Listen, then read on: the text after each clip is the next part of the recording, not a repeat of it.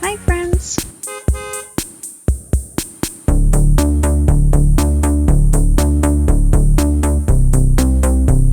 River Bourgeois is a town in Nova Scotia with beautiful landscapes and rich history.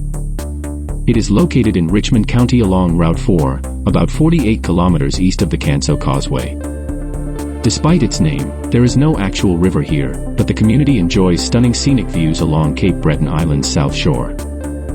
River Bourgeois was founded in 1714 by 24 Acadians who settled with permission from Louisbourg. Initially part of the French territory of Isle Royale, it became part of British-controlled Acadia in 1763. The community's early economy thrived on brick manufacturing and fishing, with boat construction starting in 1810. St. John the Baptist Church, opened in 1868, has been a central institution here. River Bourgeois has seen various developments over the years, from the establishment of schools, post offices, telegraph services, and power supply, which became available in 1939. The first general store opened in 1866, and the lighthouse began operation in 1903, with a replica built in 2003 after the original burned down. Thanks for joining us on this journey through River Bourgeois, Nova Scotia.